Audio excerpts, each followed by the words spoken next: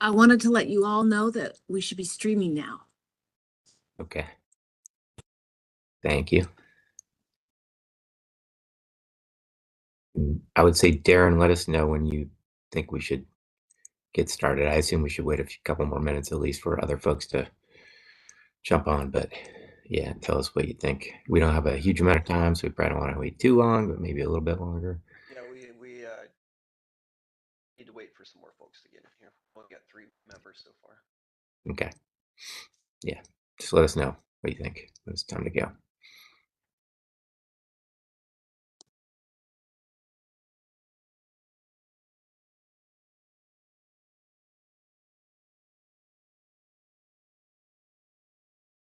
I got a response back from Karen Sachs that she is not in the office today. She's on, she won't be back until 10/17.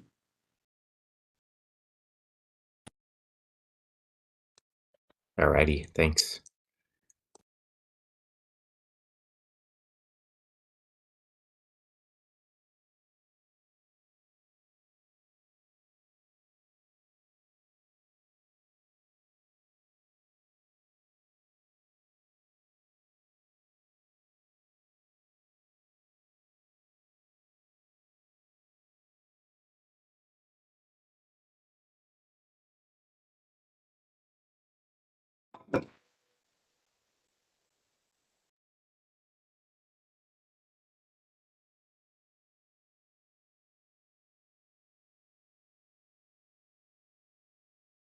Hey, everybody, we're going to give it, I think, just another couple minutes to see if more folks trickle in.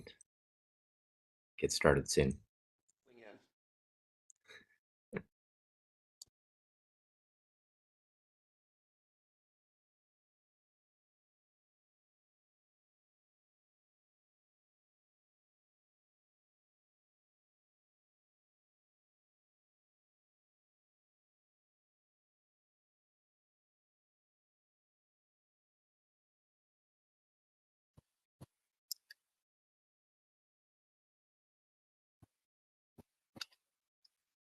All right, we've got 7 folks of the 11, so start with introductions and then introduce folks if they come in a little bit later.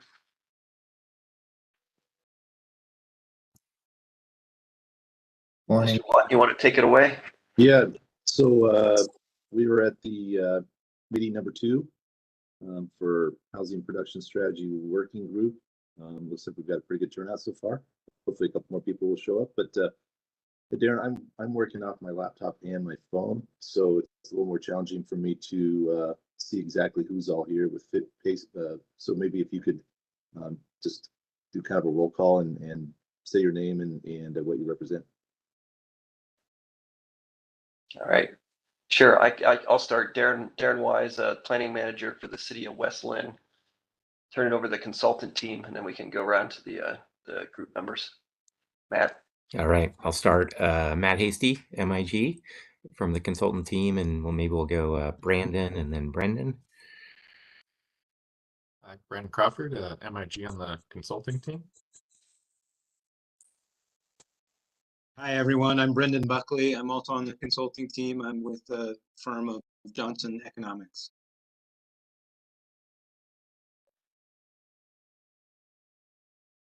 Any of the working group members, feel free.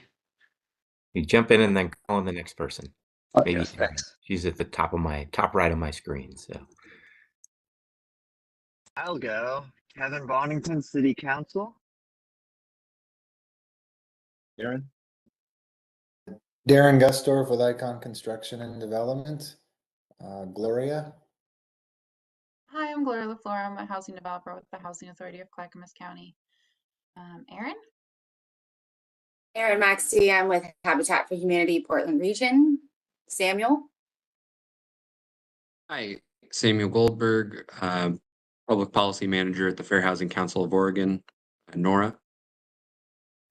Hi, I'm Nora Cronin. I'm the Director of Real Estate Development at Dev Northwest. I don't remember who was left. I think just Linn from the city, maybe. Yeah, I think that's it. Okay. Tom Watton, Planning Commission, business owner here in Westland as well. I think that takes care of that. I think I'm just going to go ahead and pass it off to Darren for the role of the working group. Just kind of a reminder there and kind of take it from there. Okay, thanks, Tom. Brandon, you want to pull up that? We've got a short well, not short. My part of it's short, and then we'll get into the strategies. Don't want to waste too much of your time at the beginning here because there's a lot of strategies to go through. So Brandon can pull up that presentation. Thanks.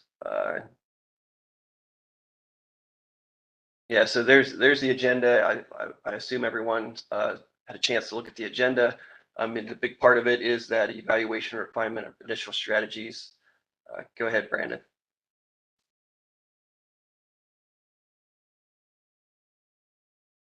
All right, so here's the timeline of the project. As you may remember, this group met back in June earlier this year, and was focused on the draft contextualized housing needs memo. We have been working with the consultant team at DLCD to put together strategies for your review. I've identified some recommended ones and then some that need your input. And that will be the focus of this meeting and then the next meeting on November the 13th, which has already been set, and an invite has been sent to you. And we'll make sure we get a virtual meeting invite out to you sooner. Let's see.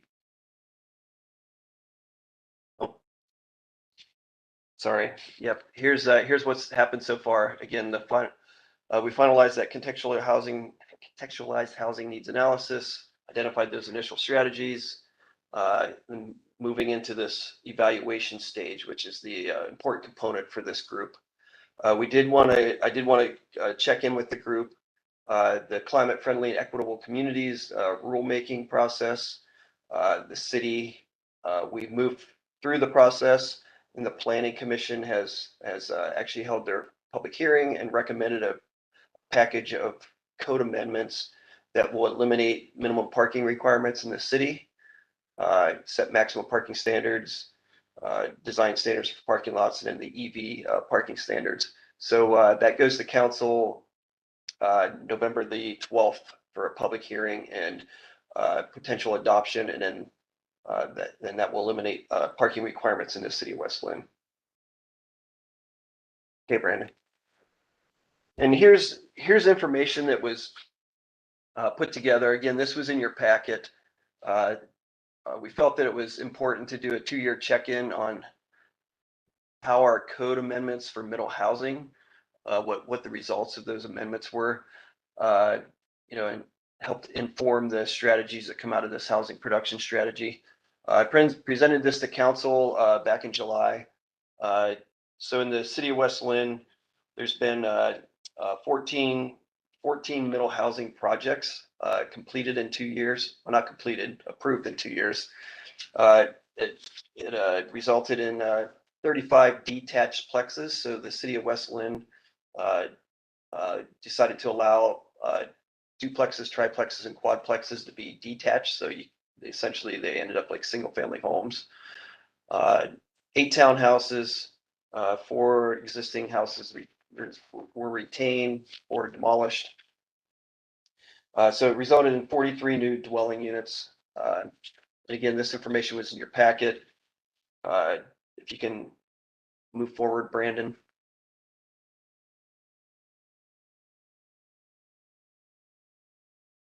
Yeah, so what I think the city's interested in is for this housing production strategy, there's an opportunity here to revisit the code that we adopted back in 2022. So the city had the option of just allowing attached housing as middle housing, or to allow the detached plexes. At that time, the decision was made to allow the detached plexes. It might be something we want to evaluate moving forward, because what we've seen are pretty good sized lots. A lot of the city is zoned R10, so there were a lot of 10,000 to 17, 18,000 square foot lots in the city. It couldn't be divided under our own zoning rules. So they're using middle housing to divide off 3 or 4 lots, which are typical size lots in the Portland area, 4,000 or 5,000 square feet, and building pretty substantial detached plexes or single family homes on. So I think that's one that the city or this group might want to consider recommending, reevaluating that detached plex. We also increased the floor area ratio in the 2 most dominant zones in the city. The R7 and R10 zones make up about 85% of the city. And that increase from 45 to 60% is something else that may need to be revisited and looked at to see if it's achieving the goal of developing needed housing. And one other thing I will mention, the conversation was had during the approval process as whether to allow the townhouses in those R7 and R10 zones to increase that FAR. And the decision at the time was no, to not increase the FAR because those zones were intended to be less dense. But now that we've been 2 years into it, there's been several projects where folks wanted to develop townhouses in the R7 and R10 zones, but the lot coverage and FAR standards just didn't make it feasible. They were maxing out at like 900 square foot townhouses and stuff. So that might be something else that we want to consider reevaluating as part of this housing production strategy process. And I'll stop there, but any questions about that middle housing stuff? I blew through it pretty quickly. Hopefully everyone had a chance to read the packet.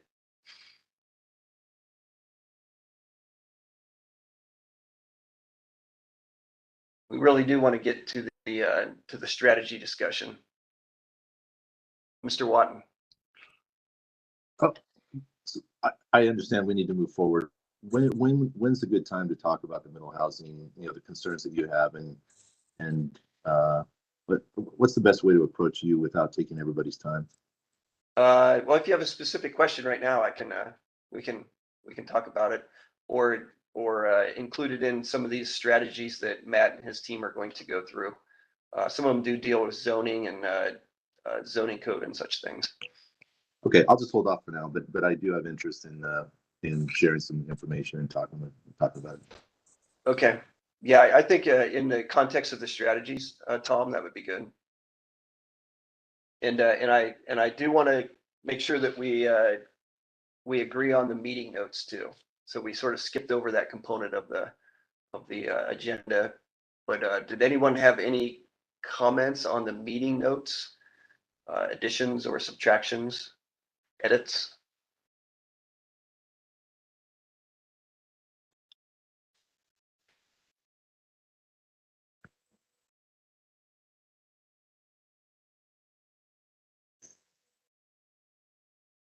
All right, seeing none, Tom, I'll pass it back to you.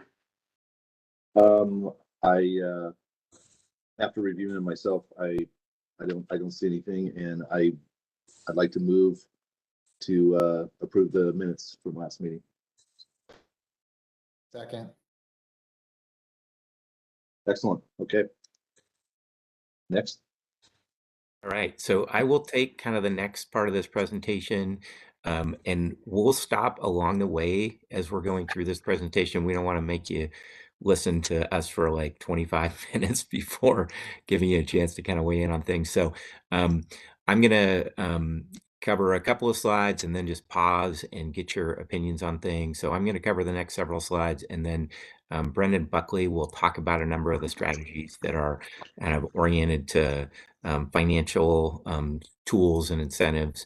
And again, on those, we'll also kind of pause along the way as we're going through and get your feedback. So first, I'll just kind of give you a quick overview of kind of what we've done and where we are. So we started out with a much longer list of potential strategies than what you have in front of us, although we focused on strategies that were identified in the city's housing capacity analysis. There was a housing strategies component of that. So we kind of looked at those as a starting point. And then there's sort of a longer list that over the last couple of years, the Department of Land Conservation and Development has put together.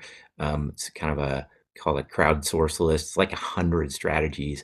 Ultimately, that's really too many for the city to be attempting to make progress on in the next 6 years. So our goal is really to kind of get down to what we would consider to be a manageable number of strategies that the city can make progress on in the next 6 years. So that's partly where we're coming from as kind of a team and a staff group. So just something to keep in mind. We don't have sort of a specific number in mind right now, like 10, 12, 14, something like that. But it needs to be, again, sort of a manageable number, and they need to be phased out over the next 6 years in a way that the city can again make progress on, because the state will be monitoring progress by the city and making sure that it is moving forward to implement the strategies that ultimately are identified in the HPS. So I just wanted to kind of provide that background. So we split the strategies up into a couple of kind of bigger buckets in the report that we provided. So one are things that we as a team and staff recommend ultimately incorporating in the housing production strategy. These are things that that the city is in large part already working on or has been working on. They also, and so we've identified them as relatively high priorities. And most of them, not all, but most of them have a relatively low barrier to implementation. They're things we feel like, are sort of achievable in terms of making progress on them in this period. And, in terms of looking at them relative to other strategies that we've got, we think they'll have a moderate to high impact on production of needed housing in West Linn. So those are sort of that's the rationale behind the strategies that we included in this recommended strategies package. But then there's a variety of other strategies that we want to talk to you all about and get your opinions on, that we think are going to need just further discussion by this group, by the Planning Commission, by Council, as we decide what ends up in the housing production strategy for, again, implementation progress over the next 6 years. These strategies, many of them were identified in the HCA as well. They need to be and are tied to meeting specific needs that we described in that contextualized housing needs analysis. That's really important, I think, from the perspective of the city and the state, that the strategies are tied to the housing needs identified in those processes or those documents. And again, I've already said this, but these need to be a set of strategies the city can make progress on in the next 6 years. So that's just kind of an overview of what we've got in front of you. I'll also just note that there's a lot of information in the report we sent out to you. So hopefully you've had a chance to at least get through and skim most of it. But we recognize it's a lot of information. All that information is information that ultimately the city is required to provide and assess as part of the housing production strategy process. So we've already kind of gone a long way towards evaluating these strategies, but what we need to do now is kind of understand what else we need to be thinking about, get some comments from you on that, prioritize strategies, particularly in terms of what may make it into or out or not make it into the HPS, and then which things are the most important to tackle first, within that 6-year implementation period. So that's kind of where we're headed here. So I'll talk about these recommended strategies, and then I'll pause and we'll start to ask you some questions. So the city has done a certain amount of this already as a follow-up to the housing capacity analysis that it undertook, but we think there are more opportunities to do this, particularly as part of some of the other planning efforts that are happening right now, including the Highway 43 corridor study or the Vision 43 plan. I think there's some opportunities to look at some properties in that area to rezone for either higher density housing or mixed use. So that's an important one, and it's something the city's already contemplating, again, as part of those other processes. Tax increment financing for affordable housing, again, that's something the city is already looking at as part of a couple of other studies, potentially as part of the Vision 43 study, as well as the Riverfront planning study. And then modifying the city's SDC schedule, system development charge schedule, and methodology to tie SDC fees to the size or the type of homes. That's another thing the city's already kind of looking at potentially doing. The next one's surplus land for affordable housing. So to the extent there is available land owned by the city or other entities that are not needed for whatever purpose it was originally, intended for when it was purchased or acquired, there might be some opportunities there to provide land to affordable housing developers at lower cost and essentially be able to develop housing that's affordable to people with lower incomes. So that we feel is a pretty important strategy moving forward. And then fair housing education referral, this is really something the city's required to do. It's required to help implement the Federal Fair Housing Act or affirmatively further fair housing. And it doesn't sort of directly produce housing, but it's important from a housing policy perspective. It does help prevent housing discrimination and supports other related strategies. So this is another one we think at a minimum, there should be some policy language in the city's comprehensive plan around furthering fair housing. So that's one we think is important. Strategy 1.6 gets a little at some of what Darren talked about earlier, that right now, the city's middle housing standards as they exist, they potentially, to some degree, can help move towards building some smaller housing units that are needed for smaller households and that potentially can cost less to build. But there's potentially some other things that can be done as part of the city's development code to help meet that strategy of producing housing that might be affordable to moderate income homeowners. And then finally, number 1.7, public-private partnerships for affordable housing. There's a variety of ways the city can do this. It can help provide technical support. It can help identify potential sites for development of affordable housing by folks like some of the folks represented on this committee, essentially nonprofit or other affordable housing development partners. So this one is just, it's sort of a broad strategy, but it's another one that we feel like, is an important one to ultimately include in the HPS. And it's something that the city, is already does to some degree in terms of communicating and coordinating with those folks. So that's another one we think is important. So, and we've kind of identified some initial priorities or timelines for each of these in terms of sort of shorter through a longer time frame. And even long isn't super long because this is a 6-year, sort of a 6-year plan. So, when we say near term, we're talking about the first 3 years, medium terms, more like 3 to 5, and longer term is 5 or more. And some of these are going to continue to be implemented past that 6-year period. But in terms of what the housing production strategy says, it's really kind of geared towards that 6-year period. So I'm going to take a breath and actually we'll go to the next slide because it's got sort of the questions for y'all. So our questions for you all are, does it make sense to you to include these strategies I just described in the HPS, at this point, given the analysis and the evaluation we've done and given what I've just described? And do you generally support what we said about the timing for implementation of these strategies?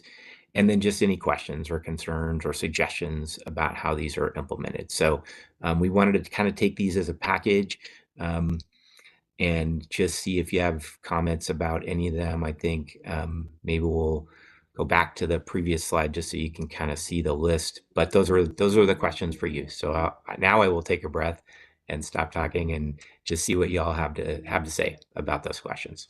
So. And I would say feel free to raise your hand, either using the WebEx function, or we can't see probably all of you physically on the screen, but we can definitely see the hands go up in the in WebEx.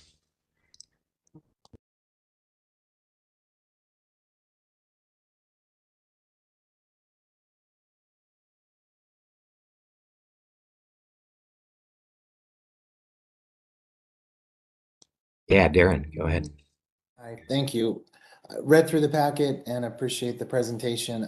I think, yeah, in theory, they're all strategies that I would support. I think the implementation piece is something that maybe we're not there yet and I'm getting ahead of myself, but I'm not expecting to do that today, but maybe a little understanding of how the packet talks about potential implementation, but I could target a few of these that I'm curious on, but how they would work and how this is a very broad stroke of like modifying SDCs. What would that look like? There were some examples used for possible implementation, and maybe it's way too early for these discussions, but from a high level looking down, sure, they all seem reasonable, and I would support them as something that would be beneficial, but the implementation piece and how it would look and what that means, I don't know if we're ready for those discussions yet, or that's down the road, I guess is where I sit.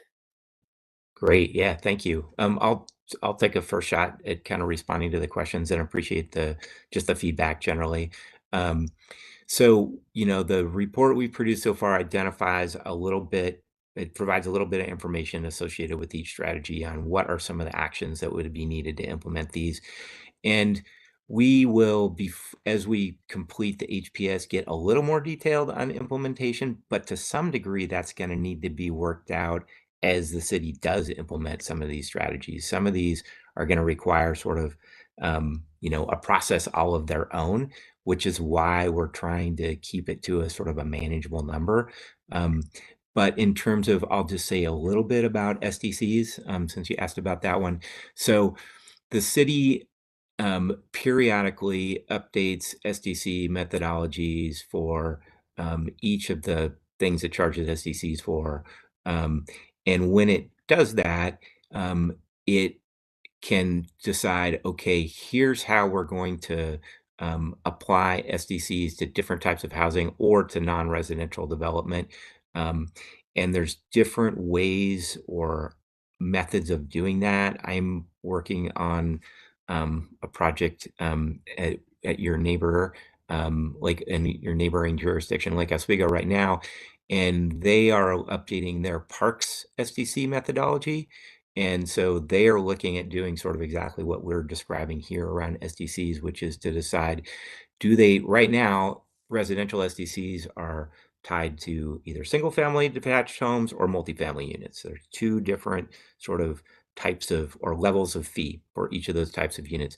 Another way to do that would be to tie the fee to either numbers of bedroom per unit, size of unit in square footage, or unit type.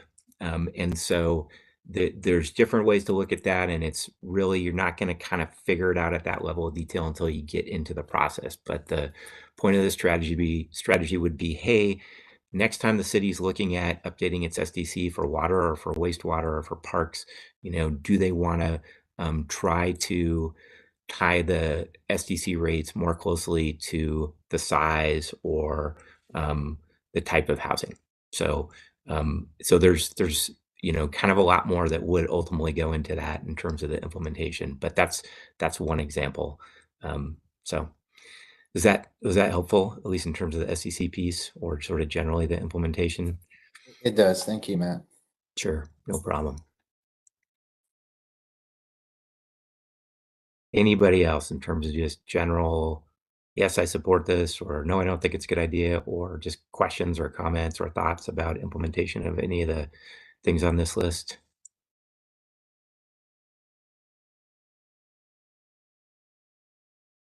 I've got my hand up. I don't know if you can see me.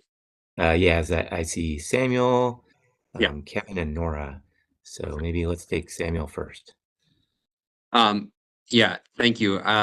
That this is a great initial list of strategies. I know we're going to get to an accessible design strategy later, but one element that could be incorporated, I think, in a couple of these, is the fact that accessible units are already required in buildings with 4 or more units. And so, for instance, tailoring the SDC program to specifically incentivize attached quadplexes would start to help the city meet some of those accessibility goals. And yeah, I could see it in a few different areas. I know that there is that the rezone land does is going to help with the building of multifamily units, where obviously that would be those accessible units would also be required. But I think it could be a good opportunity to incorporate those units in existing single family neighborhoods. Awesome. Thank you. Thanks, Samuel. Yeah, good thoughts about the accessibility piece. Let's see. Let's take Kevin and then Nora. Yeah, I was wondering if we had given any thought to something that one of my colleagues mentioned at the council meeting when the report was presented regarding going up, allowing third stories or even fourth stories in some of this. As far as I know, we're kind of limited there, and it seems like that is a great way to add a little bit more housing. Is that anywhere in the plan?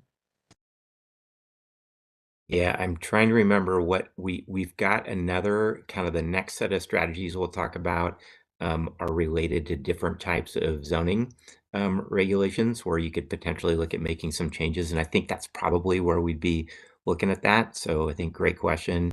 Let's maybe hold that. It's not necessarily directly embedded in this list, I would say, but I think we will see it in beyond the rezoning of land, but I think we will see it in kind of the next set of them that we'll talk about in a few minutes. So yeah, good question. Yeah, anything else in general? It sounds like yes, or I shouldn't put words in your mouth, but in general, do you like this list as things that we ought to be pursuing? Matt, can I ask a quick question? For TIFT in West Linn, do you require a minimum set aside for affordable housing? I know in Portland they do. I don't know much about statewide or what it looks like in West Linn. Yeah, so I don't think that's currently required, but that would be the kind of thing we'd be wanting to look at in terms of exploring that TIF strategy. And we'll talk about that a little bit more when we get down to that one. Or it's actually right here. So yeah, again, I don't think that's currently an element of a TIF program, but since the city's currently exploring a couple of different TIF programs, I think that's the question. Like, do we want to look at things like that as the city looks at applying or implementing TIF down the line? Yeah, that's the kind of thing we want to be thinking about. Matt, I can answer that more directly. Yeah, Good. so we Excellent. have Thank you. one adopted TIP district, and there was no set aside for affordable housing.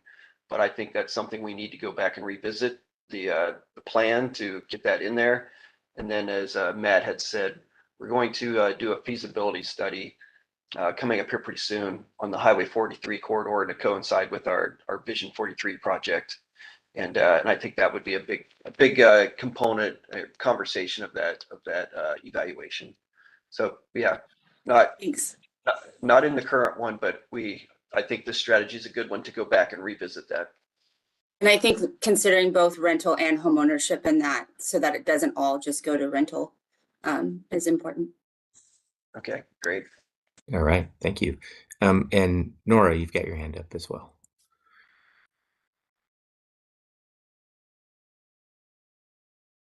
Whoops, I'm not muted. There we go. Can you hear me now? Yes. Okay. I would also echo what she just said about making sure that that is for rental and homeownership.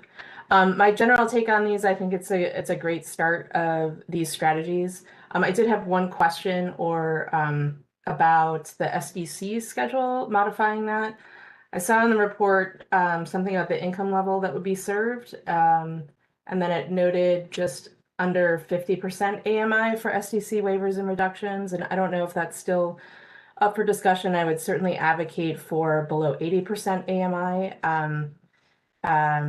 I know we develop both rental, and that usually maxes out to 60% AMI, and the affordable homeownership is at 80% AMI, the restrictions that we do for the state.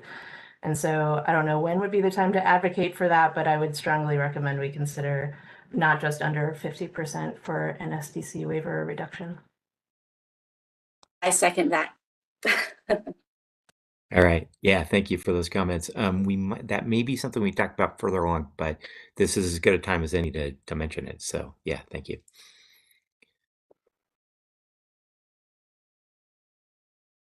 All right. Well, thank you for everybody that's chimed in. Any other thoughts from anybody else? Again, either questions or concerns about any of these, or just generally, yep, looks good. Again, there's more we're going to talk about as we go through, but we wanted to get kind of an initial read on this set of them.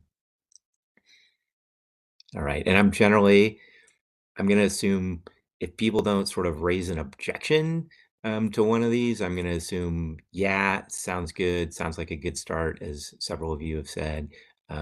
So please, as we go on, be sure if you have sort of concerns or concerns about any of these, just let us know that. It's important for us to know that. So, all right, we'll hit the next slide. Well, actually 2 slides. All right, so now we'll get into the ones that need some further discussion. So again, we'll kind of pause along the way here and get your take on these. And for each of these, what we kind of want to get a sense of from you is, considering what you've seen in that contextualized housing needs assessment and the housing capacity analysis. Do you think this is also each of these? It's the same question for each of these strategies. Is this another strategy that we should be considering for inclusion in the HPS?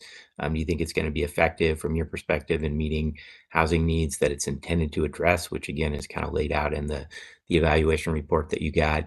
And so do you think it should be included in the HPS or not included in the HPS? It doesn't mean if it's not in this HPS that it'll never be considered by the city. It just means it wouldn't be identified as something the city plans to make progress on in the next 6 years. If you're not sure, if you think, wow, I could really use some more information to kind of know how to answer that question or these questions, what other information would you need to be able to make some kind of recommendation towards that end? So that's kind of what we want to hear from you as we're going through these, and just any other questions you might have. Or any other thoughts you might have just about, how things are implemented in respect to what we said in the evaluation report so far. So those are the questions for you. We'll again kind of walk through these first, a few of them as a group, and then some of them at a more kind of individual level and get your take on them. So next one. So there's several potential strategies that relate to the city's development code in terms of how it regulates different types of housing. And so at least one of these we've already kind of started to talk about a little bit, actually a couple of them. So I'm going to kind of roll through these as a group and then just again get your take on them in regard to those questions I posed a moment ago. So first one has to do with promoting accessory dwelling units. The city already does, all the things it's required to do by the state in terms of promoting accessory dwelling units and allowing for them throughout the city, and including provisions that are intended to help promote them. But there are some other things that were identified as possible additional strategies in the city's housing capacity analysis that we've listed here. So one could be to allow more than one ADU on a lot. Another would be to allow them with types of housing other than just single family detached homes. Right now, the city doesn't allow like a duplex and an ADU on a given lot. Although where it allows triplexes to some degree, can be a similar kind of form of housing. The city could reduce setbacks for ADUs, particularly in the case of a rear setback or a side setback, and the city could allow an increase in the allowable lot coverage for properties where an ADU is constructed. So those are some additional things the city could explore and pursue. And I guess the question for you is not, should the city do all those things, but should the city further explore and potentially update its code to allow some of those additional strategies or additional incentives related to ADUs. So that's kind of the first one. The next one, zoning incentives for workforce or affordable housing. So I think Kevin asked about this earlier. To some degree, he asked about potentially increasing height. Here where we sort of framed it as a potential height or density bonus for housing units that would be affordable to households in a certain income range or below a certain income, or potentially allowing greater floor area in those same cases. This gets a little bit to some of the things that Darren talked about in terms of revisiting the middle housing standards as well. Potentially relaxing other zoning standards that impact the cost of developing housing, including design standards. So those are all things we could look at, and they would be targeted towards, again, housing that's affordable to people either in low incomes or potentially moderate incomes. We didn't identify a sort of a timeline for that one. The first one we said, explore that in the kind of near medium term. Third one here, 2.8, is expedited development review. So this is essentially reducing the timing for land use permit review, again, for particularly developments that include more affordable housing.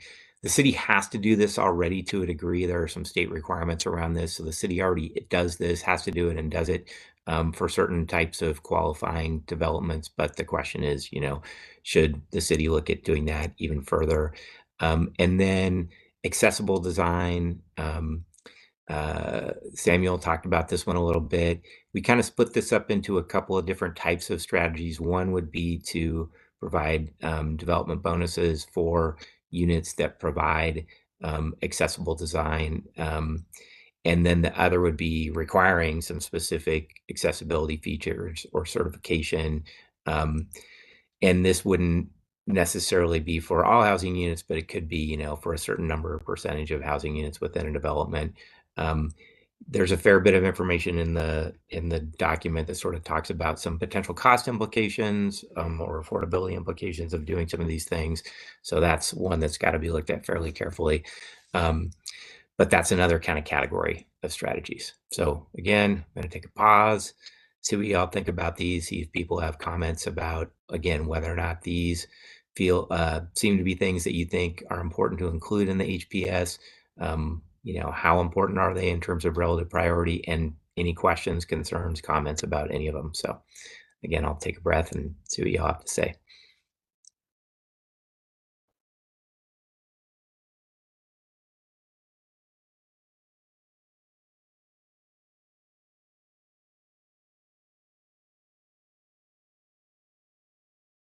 Hey, Matt, I've got a question. Yeah, go for it. Yeah, it might be aimed more to Darren. And with regards to the ADUs, so Planning Commission went through a year and a half ago and greatly revamped the ADU code. I stripped it pretty clean of restrictions that were keeping people from doing them in West Linn. And I was just curious, I know it's only been a year, Darren, but have you seen a significant or any kind of uptick on ADUs coming into West Linn from previous code? Yeah, that's a good question, Tom. I don't have any data in front of me, but yes, we have seen several more for the past year. And just so the group knows, one of the big restrictions on ADUs previously, before we went through a process, if it was detached, it could only be 30% of the primary home's floor area. And it also couldn't be higher than the primary home, and it couldn't be higher than 15 feet. So I spent 8 years telling people no when they wanted to build an ADU over their garage because our code just wouldn't allow it. So we fixed that. So we've seen an ADU above a garage. We also got rid of that 30%. So now someone can build a 600 or 700 square foot ADU where they might have been limited to 380 square feet 2 years ago. So yeah, it is working, Tom. We have seen several built that would not have been able to be built before. That's great. Okay, so that's nice that's being promoted. Just people finding out that the codes have changed. And did we got rid of street improvement for ADUs? Is that correct? That's correct. That was done a couple years ago, which was the biggest impediment. So the last impediment is SDCs, right? People want to do an ADU, but there's still a $10,000 or $12,000 SDC fee that we charge on an ADU. So I think that's a good one to look at in the SDC review, whether we can get that down or just eliminate it altogether. All right, thank you. I thought I saw maybe Samuel's hand up a moment ago, but now I think it's down. Samuel, did you have anything to add on these? It's been mostly covered. I was also interested in the ADUs. I guess the one ADU strategy that I've seen become increasingly common is pre-approved plans. And a lot of the cities that I've seen that have picked it up have used the ones that the city of Eugene developed. I'm agnostic on which particular plans get approved, although I would like to see, again, an accessible option as far as pre-approved plans, which the Eugene ones did not have, which was unfortunate, but just another possible sub-strategy, I guess, to look at. All right, thank you. Yeah, and I think there's not a lot of cities who have prepared or developed those, but Eugene is one of them. The other thing about those is they need to sync up with the city's development standards for ADUs and other residential developments. So it's just kind of so often they're going to need to be, if you start with somebody else's as a model, they're still going to have to be tweaked to make sure that they are consistent with, in this case, West Linn's development standards. So, but yeah, appreciate the comment on that one too. Yeah, I believe the city of Portland and city of Bend both used the ones that Eugene developed. As a starting point, yeah. Cool. All right.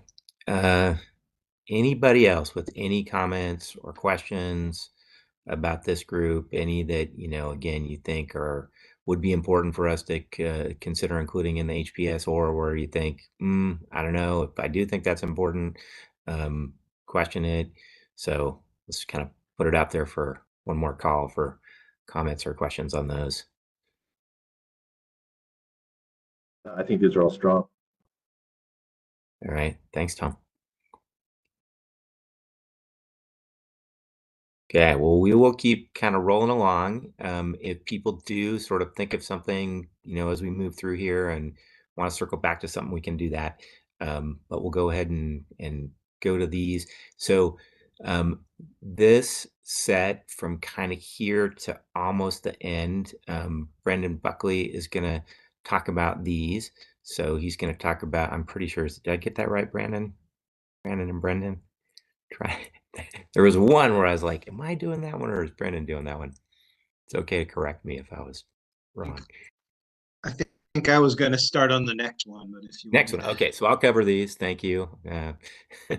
I'm like out of my home office right now too. So anyway, so I'll talk about these, and then the next ones will be the ones that Brendan Buckley talks about. So this one starts with, so the last one was about SDCs, was really focused on when the city gets to the point of updating methodology, tying the fee to type and size of housing. This strategy is more about something Darren brought it up a minute ago, and I think maybe somebody else did, but looking at potential exemptions or deferrals of SDCs for certain types of housing. So either eliminating the SDC or deferring payment of the SDC for ADUs. Darren mentioned that a moment ago. And also, we just kind of noted here that the city of West Linn has some of the highest SDCs in the region. So, reducing SDCs for certain types of housing development can be fairly important given the magnitude of those SDCs and their impact on cost. And it can have a pretty big impact on the cost to develop housing in the city. So we just kind of noted that.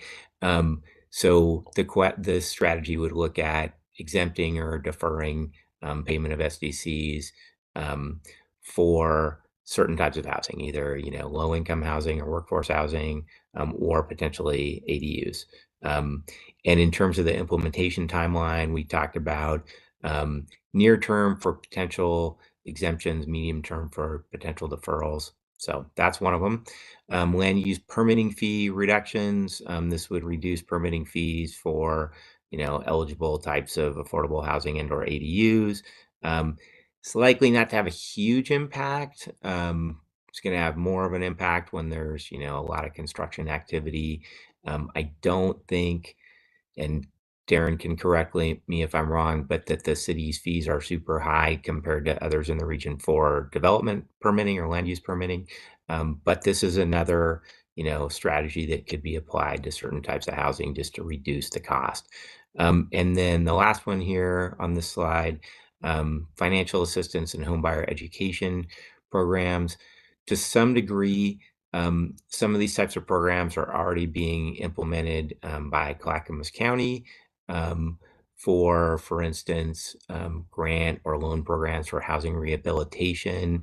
But some other types of programs, we talked about here could be rental assistance or simply, education to folks about types of programs out there that might be available to them.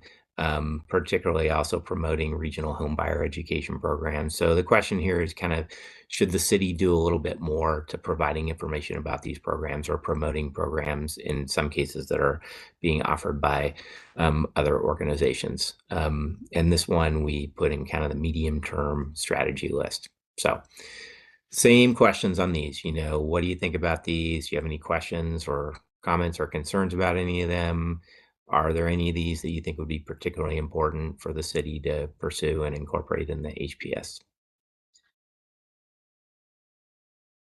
Gloria has her hand up. Hi. Yeah, so I work with the Housing Authority of Clackamas County, and we do have some financial assistance, homebuyer education programs. We partner with Dev Northwest on those. So we refer people directly to Dev Northwest. So I think that, you could do something similar if people are reaching out or helping to promote those would be great. Since, we do have some that already exist. We also have an FSS program. So I don't know if that's something that you've looked into, something where you would be able to, work with, residents directly to be able to help, match any of their savings or, if you looked into any kind of program like that to be able to help low income people directly to save for down payment. Yeah, good question. I mean, I think that is part of the question. Is there something the city should be doing directly with homeowners, or at a minimum, promoting and providing information about the programs you mentioned that the county and Dev Northwest implements or administers? Okay, yeah. I mean, I think we do have an FSS program, but I think that either helping to promote it or starting something that you would work directly with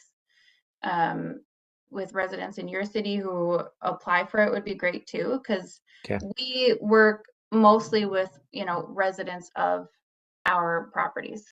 So if there was something that the city did separately, it would help to fill that gap of people who don't live with the house, in public housing or housing that we own. Awesome. Got it. Thank you. All right. I have a quick, sorry, Matt. Yeah. I had my hand raised, but then I took it down. This kind of goes back to a comment Nora made earlier about SDCs. In the report that was sent out, the income level for SDC exemption or deferral is 50% AMI for housing. And I would strongly suggest increasing that to at least 80%. That's kind of the statewide. If you're using LIFT to build affordable housing, 80% is the maximum there. So it would be nice to align with some of those other big funding sources. Also in that section, the housing tenure that's mentioned for the SDC says just for rent. And I don't know if that's meant to say that SDC exemption or deferral would be beneficial only to rental, or you would only do it for rental affordable housing, but homeownership, I just want to say, is also should be included there. Got it. Thank you.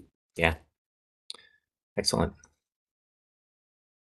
All right, I'm just looking at the list for other potential hands raised.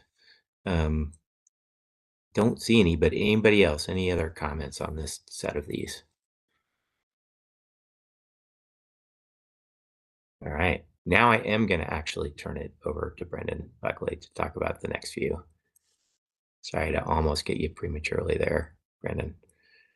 No worries. Thank you. I'm going to keep my video off to try to keep my audio working smoothly, and hopefully it is. So hello, everyone. I'm Brendan Buckley. I'm part of the consulting team. I'm just going to talk about a couple of tools, more financial tools that we're going to go a little bit more in depth on. So the first one is tax exemptions or abatements. These can be a very powerful incentive to developers that allows reduced cost in the operations phase by giving them an exemption on the local property taxes, and that can really help projects pencil out. So there are different types of exemptions, multiple programs that cities can adopt, and I'm just going to review a few of them here. The first two are really aimed at that affordable housing for people making up to 60% of the area median income. And there are some slight differences. So the first one is for nonprofit agencies offering low-income housing. It can be applied to projects that are either for rent or for sale. And it can apply to new construction or rehabilitation of existing projects to offer affordable housing to those groups. It needs to be sort of new affordable housing. So if it's rehabilitation, it needs to be offering new units that weren't subsidized before. That program also requires an annual renewal by the applicant. And so that's a little extra layer of obligation, but there is no time limit on that exemption. So that can be go as long as the city would like, or as long as the property remains affordable. The next option is a low-income rental housing. That's just for rental housing, but it can apply to any developer. So there are for-profit developers of affordable housing out there, and they can make projects work. And so that one just opens up the exemption to those types of developers and sort of broadens the market, but that is just for rental housing and new construction only. It doesn't require the annual renewal, and it lasts for 20 years. So as I go through these, keep in mind that the community might be interested in some combo or all of these exemptions. They can work in tandem, and they aren't exclusive of each other. The next one is a multiple unit property tax exemption, sometimes called a MUPI. And that exemption is really designed to encourage multifamily housing, or in some cases, greater density or middle housing. And it does not have to be affordable. It can be market rate, and but local jurisdictions are allowed to place various sort of restrictions or parameters on the program for what they'd like to see. So that can include affordability of some or all the units, but it can also include types of public benefits, such as transit-oriented design or green features or other things like that. This program is, if it's market rate, the city needs to choose areas where it would like to implement this program. So you see it often in town centers or downtowns, perhaps in urban renewal areas, or I'm sorry, TIF districts, where the city is trying to encourage a certain amount of more vertical housing, or greater density, or vertical mixed uses, things like that, but not necessarily having the same focus on affordable housing. So that program also lasts for 10 years, and if there is an affordable component, then it doesn't need to be geographically. And then finally, the home buyer opportunity exemption is for low income or median income buyers of first time home buyers to get into the ownership market and kind of get on the first rung of that ladder. That can be applied for those households up to 120% of area median income, but it can also be set at a lower level. Generally, when you're talking about first time home buyers, you are talking about folks who are, at least somewhere around the median. As you get further down the ladder, it gets harder and harder to achieve that home buying, but it is possible. So that can be applied to any type of housing, and the benefit goes to the owner, the low income owner of the housing over the period of the exemption. So that's a very quick overview of a few different approaches. And I think I'll pause here and we can have some discussion and questions about these. And I'm sure some of the affordable housing developers on the call know a lot about these programs as well and can insight. Erin? Yeah, I will talk primarily about HOLTE, the homeowner opportunity tax credit. Habitat builds affordable homeownership opportunities for people as low as 35% AMI, and HOLTE is critical in making it possible for those lower income buyers to be homeowners because it increases their buying power and thus reduces the subsidy needed by a nonprofit to make it possible for them to purchase. So we're huge advocates for HOLTE. It has problems, I understand, but for making our projects pencil, it's critical. So it does benefit us in the sense that the buyer has more buying power. And so we're bringing less subsidy when we're developing these projects. So I think HOLTE is pretty good incentive. And I know in this packet, it talks primarily about 80 to 120% AMI, but here in Portland, 70% of our buyers are under 60%, and HOLTE is huge for that. Great, thank you. Thank you for that context and appreciate the correction on those affordability levels. Anyone else?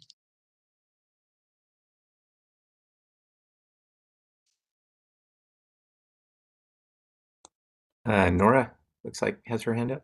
Yeah, I will jump in. Just a clarifying question about the HOLTE. I think in the packet it did say it was a 20-year period. I guess it says here on this chart that there's no annual renewal required or no time limit. So I guess how does that, I'm not familiar with it. I think the affordable homeownership that we've developed has not been in a community that has this this tax exemption. I'm curious, like how long a home buyer can get the tax exemption for that. In Portland, it's 10 years, and I think that's state statute. So I think it's 10 years, and it's based on when you apply for it and receive approval from the city. So yeah, there's a cliff, which is, I think, the problem, but it's a state statute as far as I'm understanding. So that's not for the cities to be able to fix, but 10 years is what Portland does. And do they do an annual renewal? Not to my knowledge. Yeah, that's my recollection as well. 10 years and no annual renewal.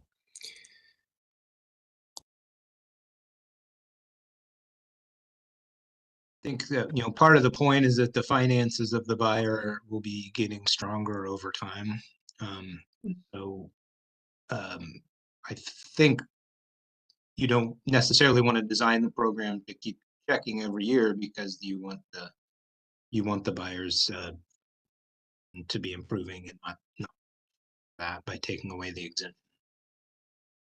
I guess that's why I was asking about the annual renewal, right? If a home buyer is still below 60% or below 50% AMI, if there's someone who lives on a fixed income, would that or could that get extended versus someone who moves in and is below 120 or below 80% when they purchase the home and is able to create more wealth or get a higher paying job, and after 10 years is above the 120 and wouldn't need it.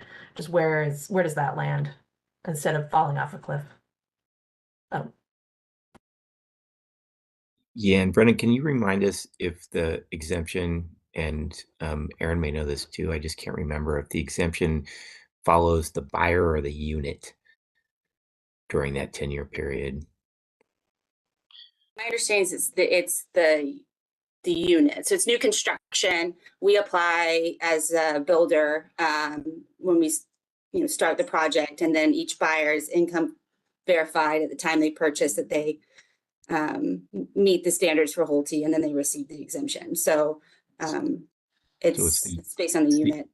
Yeah, but if it turns over, then the new buyer new- has to also meet the standard, the eligibility standard, to be able to have the exemption. Yeah. Okay. Cool. Thank you.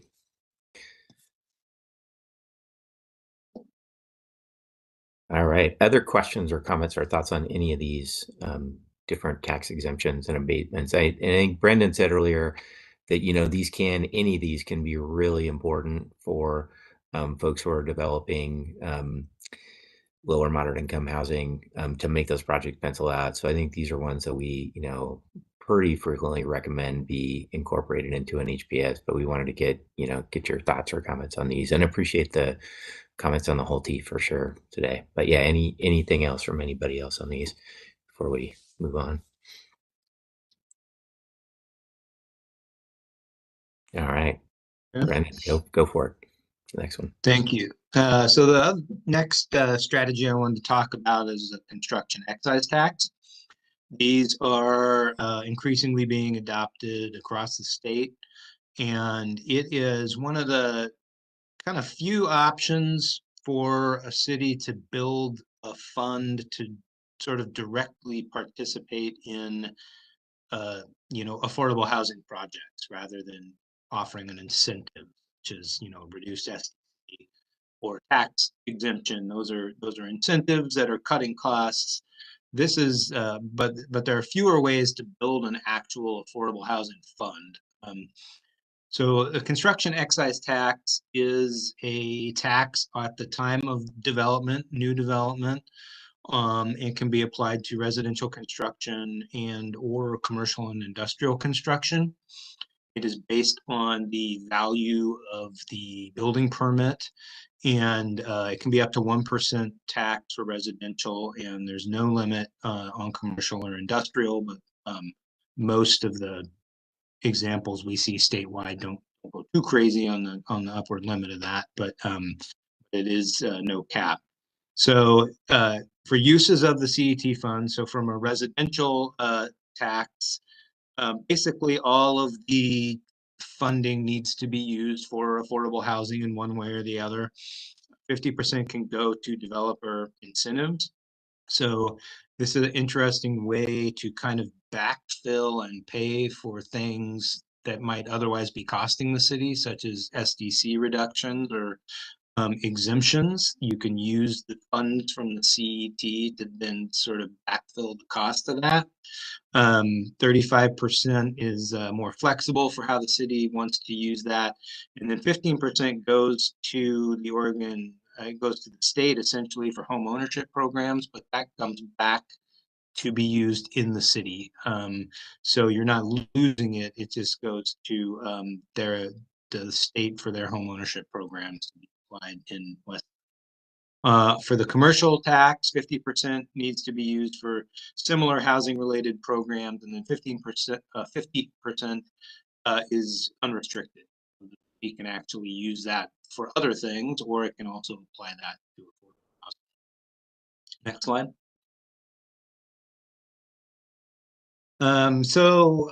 Some different considerations. It is a tax. It raises the cost of new construction a little bit. We, in the case studies that we've done, we have not really heard that this ends up being a huge disincentive for developers, that over time it just is part of the cost of doing the development in the community. The third point, regulated affordable housing, public buildings, et cetera, it should say that those are exempted. So there's a list of things in the state statute that are automatically exempted from such a tax. So that does include affordable housing, public projects, things like that, do not have to pay this tax. And then, but the city can also choose what other types of exemptions they might have.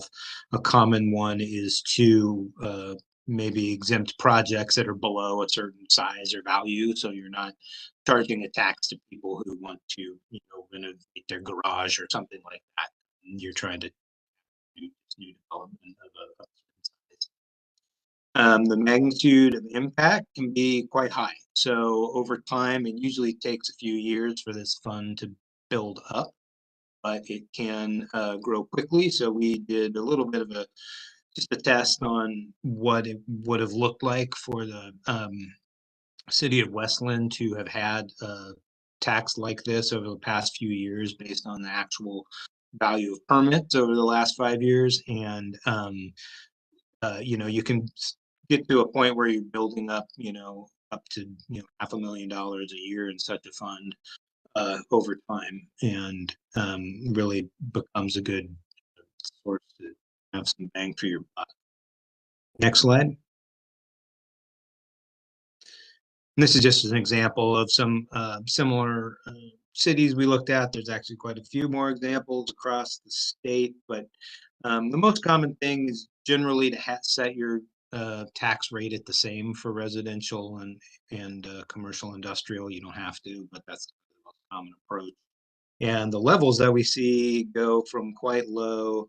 You see in Bend there, their tax level is a 1/3% up to a lot.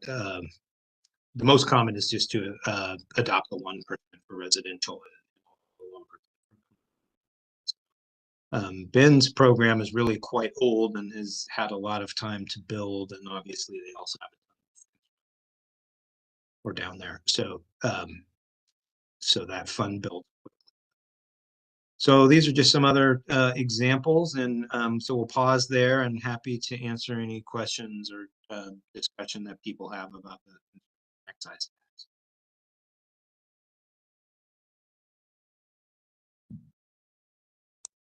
Like Darren's got his hand up. Thank you. One question and one, I guess, conversational point. So the 1% fee, I assume on permit value, is just based on the permit value, the review fees, the city permits. That doesn't include the SDCs, which, as you guys know, is the bulk of the permit package paid by the developer. Is that correct? Would That's it be correct. Just on the permit fee? So roughly in West Linn, Darren, you can fix me if I'm wrong. I think SDCs compromise roughly 40, maybe 45,000 of the permit fee, and the actual permit fee itself is between 10 and 15. No, yeah, I'm sorry. No, it's not based on the fees. It's based on the value of the development itself, the estimated value of the development itself at the time. Did that? Okay. That can be pretty substantial. Yeah. And then I guess my only comment, if it's been proven and tried and it works, whatever we can do to help fuel affordable housing, but it seems like you're robbing Peter to pay Paul with this mechanism to some degree. If it's an expense to the developer, it doesn't keep the value down for the end user. All costs associated with the construction, permits, SDCs, it all adds up, and it does have an impact to the price that can be presented to the end user. So I see how it could conflict if you're pushing the price up to incentivize. It's still, again, the analogy is kind of robbing Peter to pay Paul when it's Peter and Paul are the same person, so to speak, because it does impact the end user at the end of the day, I guess would be my opinion. Thank you. Nora? I guess I would argue that it's a different end user, right? So the end user that is being benefited by the CET is people that are low income. And I think, you know, so I live in Eugene. I've been developing affordable housing in Eugene for 18 years. And I think the benefit of the CET, like it was a hard sell to pass that. And I think that's where they started at the 0.5%. But, you know, when you're looking at building $1 million home, it's the added cost of $10,000. I think there's what ends up happening a little bit is maybe that $1 million home gets a little bit smaller to accommodate this additional cost. And you've seen in the report is that the amount of money that goes into the CET, the amount of money that it's able to attract to develop affordable housing has been a really great program. It's super flexible. They've been able to get some pretty creative solutions, to affordable housing, not just rental, but home ownership, which has been really exciting because up until the city of Eugene passed this and had this as an opportunity, there really wasn't any funding at the city to help develop affordable home ownership opportunities. They really focused with their federal funds on rental and very specific rental. So it's been a really great opportunity for that city. And I know in Corvallis as well is another place that I've personally developed in to be able to use the CET as great benefits for creative affordable housing development. Yeah, and I will just note that this strategy, part of the reason we spent a little more time on it in this meeting is because it does tend to generate a lot of discussion in the communities where we talk about it. And I think, both of the perspectives that I just heard from y'all, Nora and Darren, kind of represent a couple of the different sort of pros and cons or issues around implementation of it. So I'd just say, thank you for the comments. And yeah, this one is about really kind of to some degree redistributing. That's how I'd think about it, is kind of redistributing costs from the larger pool where there's a slight increase in the cost to the smaller pool of housing that's intended to be affordable to people with low income. So that's how I would kind of characterize it. But I think, yeah, your comments are both, pretty accurate and appreciate it. So any other thoughts from anybody else? Looks like Tom has his hand up as well on this one. Yeah, just to kind of follow up with what we're talking about here. One thing that I've learned about city of West Linn is we're residential. We don't have car dealerships and hospitals, and we don't have the commerce that generates the numbers that are significant. Obviously, yes, $10,000 on $1 million house is, that's money. I just see us as a little bit different anomaly, and I don't know that we can be compared. This is great, but I think we need to keep in mind that we are very unique in how we're trying to find funds inside the city limits of West Linn at this point. Something to think about. Yeah, thank you. Anybody else on this one? I am sure we will have more discussion about this one moving forward. All right. I think we're getting close on time, but I think we've just got a couple more slides left, a couple more things to chat about. Land acquisition and banking. I think I'm going to talk about this one a little bit, and then I think the next slide might be just kind of our next step slide. But so this one, land acquisition and banking, we talked earlier in the kind of the pool of recommended strategies. There was a strategy there that was about kind of surplus land and making that potentially available for housing projects. This one sort of going a level above that and really implementing a program to acquire and bank land. And this assumes that the city or some other public agency, is sort of proactive about going out there and looking for these opportunities, purchasing or otherwise acquiring land, holding onto that property, and then ultimately using it in partnership, typically with a affordable housing developer to develop that kind of housing. So I think this one's got a number of things that city needs to think about if it's going to pursue something like this. One, just finding land. Where are areas where you can find land that's going to increase, let's see, where land value will increase and purchasing the property before that happens. So that's a challenge, especially in an area like West Linn where land values are already high. It's going to potentially require upfront investment. Typically, land banks rely on some kind of tax-related revenue stream. In this case, the city could manage its own program, or it could coordinate with someone else in the region on a sort of larger scale program. But it requires commitment across time and as the market fluctuates.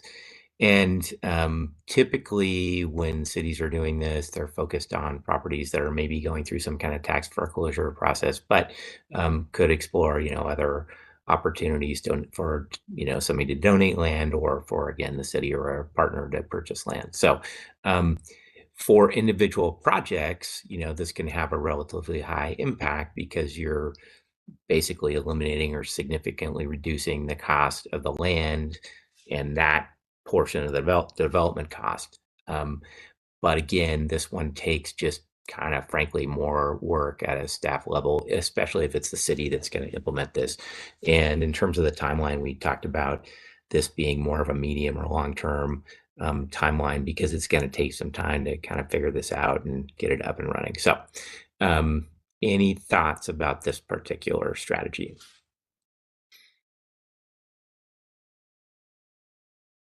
I've just got a quick question. Yeah.